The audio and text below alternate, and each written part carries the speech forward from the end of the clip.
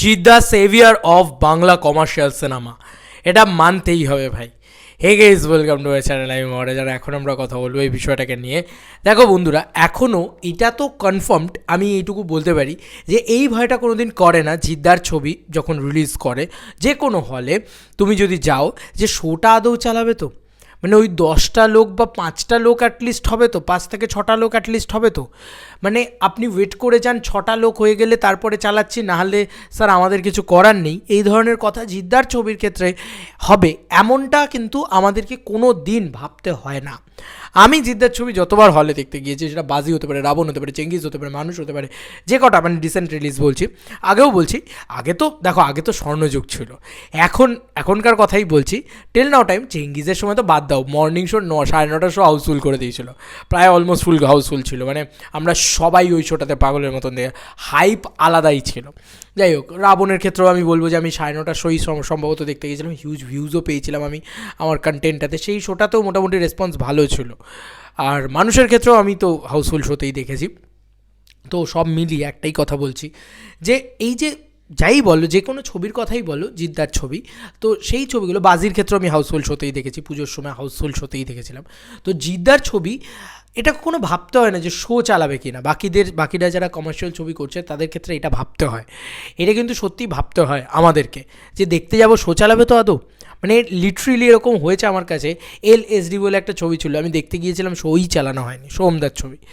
এবং বাকিদের ক্ষেত্রে বলতে দেবদা বাদ দিয়ে বলছি, কারণ দেবদা কিং অফ বক্স অফিস, ওনার কথা বাদ দাও, ওনার ছবি মানে কোথাও শো চালাবে না এরকম হবে না। তো যাই হোক, ওনার বিষয়টা হচ্ছে, দেবদার বিষয়টা হচ্ছে, দেবদা তো একদম মেন স্ট্রিম পট বয়লার ছবি করেন না, কিন্তু জিদ্দা মেন স্ট্রিম পট বয়লার ছবি করেন, বাংলা ইন্ডাস্ট্রিতে ওই ধরনের ছবি হয় না, এবং ওই মার্কেটটা ডুবে গিয়েছে, তারপরেও নাকি এই মানুষটা কখনোই হাউসফুল ছাড়া আমি শো দেখিনি তার। তো এটা সত্যি কথা একটা মানে বিগেস্ট ক্রেজ, যে যাই হয়ে যাক সাউথের এরাটা কিন্তু জিদ্দা বাংলায় বজায় রেখেছে, যে ফার্স্ট ডে ওপেনিংটা কিন্তু জিদ্দা সলিড নেবে, ঠিক আছে, মানে ওটা সুপারস্টার ওপেনিং যাকে বলা যেতে পারে। যে কোনো ছবির ক্ষেত্রেই জিদ্দার দেখবে প্রথম দিনের যে একটা ঝড়, সেটা কিন্তু একটা ফ্যান ফলোয়িংয়ে হিউজ ফ্যান ফলোয়িং জিদ্দার, এটা গোটা বাংলা জুড়ে আছে, এটা মানতেই হবে।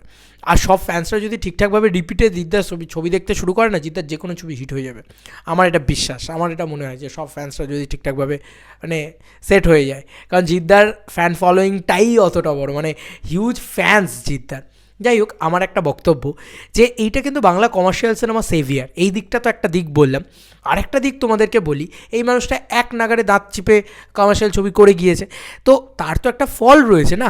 আজকে আমরা তো চিরকাল বলবো, এটা তো আমি চিরকাল বলবো, বারবার বলবো, প্রতিটা ভিডিওতে বলবো ভাই, যে এই মানুষটা করে গেছে, কোনো কিছু লাভ লোকসান ক্ষতি কিচ্ছু না ভেবে মানুষটা এক নাগারে করে গিয়েছে, যে কারণে আজকে অনেকগুলো কমার্শিয়াল ছবি তৈরি হচ্ছে বাংলায়, এটা তো মানতে হবে।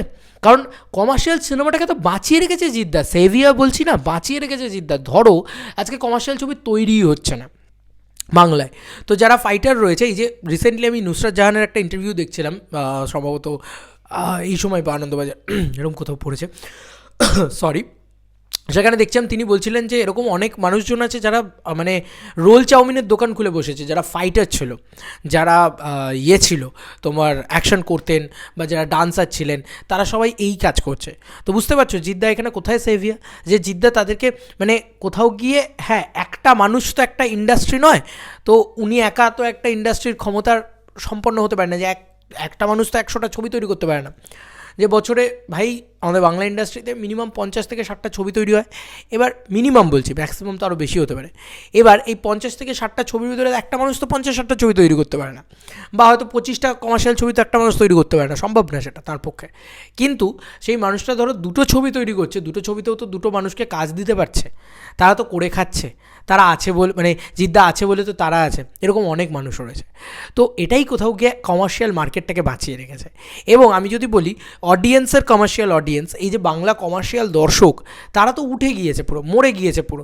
এই যে একটা টেন্ডেন্সি, তারা কিন্তু চেঙ্গিজ দেখতে গিয়ে মরে যায়নি আমরা দেখলাম, তারা কিন্তু রাবণ দেখতে গিয়ে মরে যায়নি আমরা দেখলাম। হ্যাঁ, মানুষ একটু আন্ডার পারফর্ম করেছে ঠিকই, কিন্তু তার মানে এই নয় যে তারা মরে গিয়েছে। জিদ্দা কিন্তু এটাকে কন্টিনিউয়াসলি বাঁচিয়ে রেখেছে, একটা জিনিসকে করে যাচ্ছে, যে না ভাই এটা আমি লড়ে যাচ্ছি, মরে যেতে দেবো না আমি এই অডিয়েন্সটাকে। আজকে তারা মরে যায়নি বলেই কিন্তু মানে তাদেরকে বাঁচিয়ে রেখেছে। ধরো বাংলায় কোনো কমার্শিয়াল ছবি তৈরি হচ্ছে না, সিঙ্গেল 1% কেউ এই ধরনের ছবি তৈরি করছে না। হঠাৎ করে একটা মেন্টাল এলো, হঠাৎ করে একটা খাদান এলো, হঠাৎ করে একটা মির্জা এলো, তো কোথাও গিয়ে না সেই ছবিগুলোকে অনেক বেশি সাফার করতে হতো। রাদার এখন লোকে বলবে যে চেঙ্গিজের মতন হলো, চেঙ্গিজের পরে একটা খাদান আসছে, তো কোথাও গিয়ে এই জিনিসটাও তো ভালো দিক। কারণ একটা ছবি আসছে, মানে অবশেষে একটা ছবি এলো কমার্শিয়াল ছবি, সেটাকে যতটা বেশি মানে লড়াই করতে হতো, আজকে যখন পরপর আসবে, দেখো আজকে পরপর ছবি আছে, মেন্টাল, পারিয়া, মির্জা, বৌবেনাং, খাদান, ঠিক আছে, তারপরে টেক্কা, সব পরপর কমার্শিয়াল ছবি রয়েছে। তো এই মজাটা কিন্তু গোটা বছর জুড়ে থাকবে। বনিও আজকে অ্যান্টনির মতন একটা ছবি করছে, তো এই মজাটা কোথাও গিয়ে থাকবে। কেন?